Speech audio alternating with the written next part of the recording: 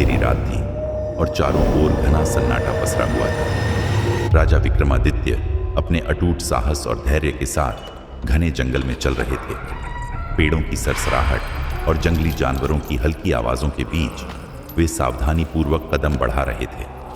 उनके कंधे पर वेताल बैठा हुआ था, जो हर बार की तरह पेड़ से लटकता हुआ अपने रहस्यमय अंदाज में विक्रमादित्य द्वारा पकड़ा गया था। राजा विक्रम ने अपने मजबूत हाथों से वेताल को कंधे पर उठाया और निर्भयता से अपने कदमों को जंगल के उस ओर बढ़ाया जहां उन्हें जाना था। वे जानते थे कि हर बार की तरह इस बार भी वेताल उन्हें कोई रहस्यपूर्ण कहानी सुनाएगा और अंत में एक कठिन प्रश्न पूछेगा, लेकिन विक्रमादित्य के धैर्य और बुद्धिमत्ता में कोई कमी नहीं थी। हर बार की तरह इस बार भी वह बिना रुके और बिना डरे वेताल को अपनी मंजिल तक ले जाने के लिए तैयार थे। जंगल की घनी छांव में चलते हुए वे सोच रहे थे कि इस बार वेताल किस तरह की कहानी सुनाएगा और कैसे वह राजा को एक बार फिर से चुनौती देगा। रास्ते भर वेताल अपने असामान्य हंसी के साथ चुपचाप बैठा रहा, लेकिन विक्रमादित्य उसकी चालों को अच्छे से समझते थे। वेताल ने राजा विक्रमादित्य से कहा, हे राजन, तुम्हारी निष्ठा और धैर्य मुझे बार बार आश्चर्य में डालते हैं, लेकिन देखता हूं कि क्या इस कहानी के अंत में भी तुम सही उत्तर दे पाओगे।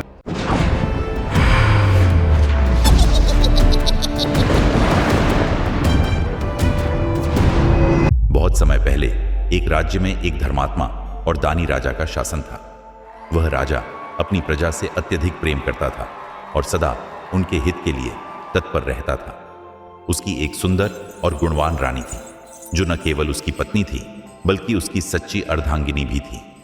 एक दिन राजा को किसी कारणवश राज्य का त्याग करके वनवास जाने का आदेश मिला। राजा ने बिना कोई सवाल किए इस आदेश को स्वीकार किया और अपने राज्य और राजमहल को छोड़कर अकेले वन की ओर प्रस्थान कर दिया। राजा के वन जाने के बाद रानी ने अपने पति के साथ रहने का निश्चय किया। उसने अपना राजमहल, सुख सुविधाएं और सारी संपत्ति छोड़ दी और अपने पति के साथ वन में चल पड़ी।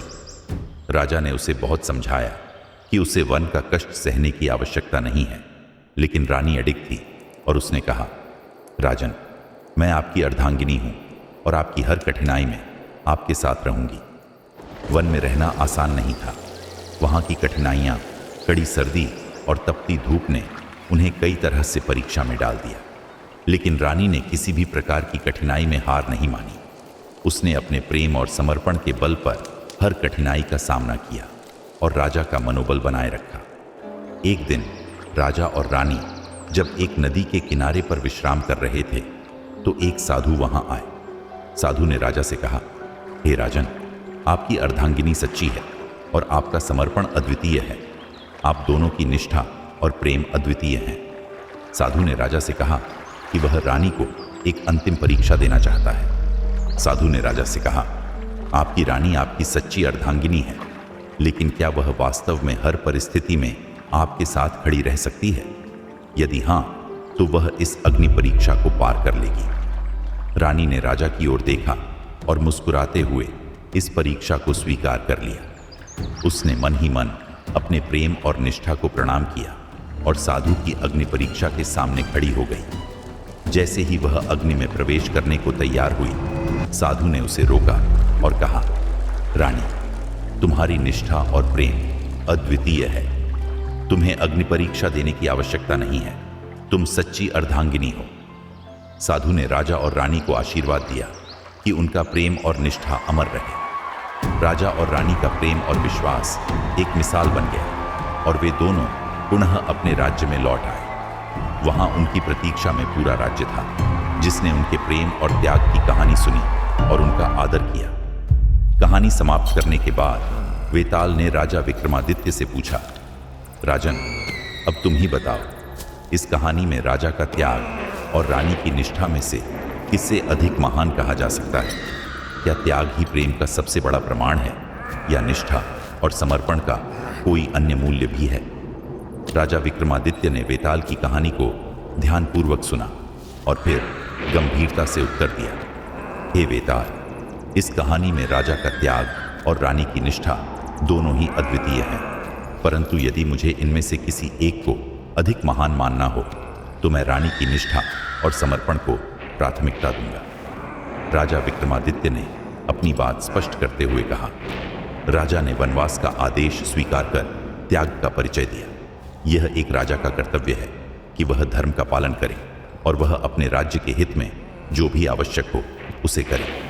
यह त्याग वास्तव में प्रशंसनीय है, परंतु इसमें उसकी भूमिका एक शासक के रूप में भी थी।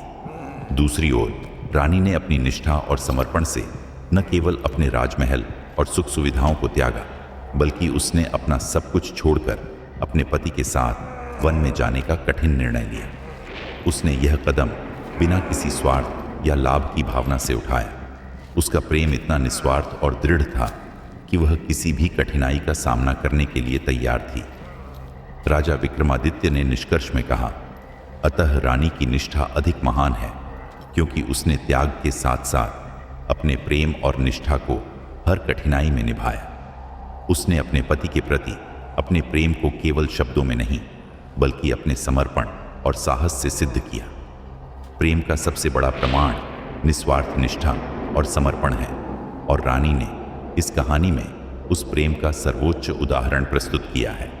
वेताल राजा विक्रमादित्य का यह उत्तर सुनकर संतुष्ट हुआ, क्योंकि राजा ने प्रेम, मित्रता और त्याग के इस गहन प्रश्न को सच्ची बुद्धिमत्ता और विवेक से हल किया। जैसे ही राजा विक्रमादित्य ने अपने बुद्धिमान उत्तर के साथ उसका प्रश्न हल किया, वेताल अपनी कुटिल हंसी के साथ खिलखिला उठा। राजा के उत्तर से संतुष्ट, लेकिन अपनी शर्तों के अनुसार, वेताल ने कहा, राजन, तुमने फिर से मेरा प्रश्न हल कर दिया और अपने मौन को तोड़ा।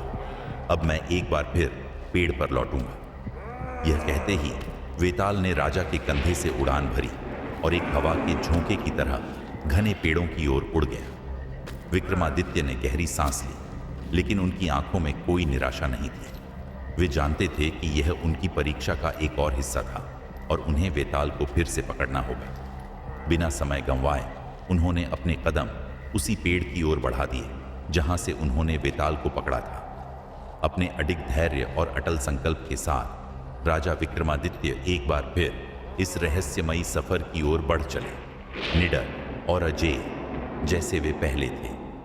उनके मन में केवल एक ही संकल्प था, किसी भी हाल में अपने उद्देश्य को पूरा करना, चाहे कितनी भी चुनौतियां क्यों ना आएं।